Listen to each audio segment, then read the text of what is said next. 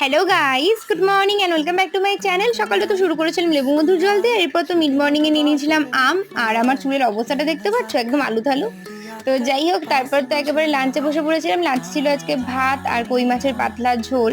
তো ঝোল ভাত খাওয়ার পরে তো বিকেলের দিকে একটু রেডি হয়ে গেছিলাম মায়ের সাথে একটু বাজারে। আর আমার এই হেয়ার স্টাইলটা কেমন লাগছে অবশ্যই কিন্তু কমেন্টে জানিও।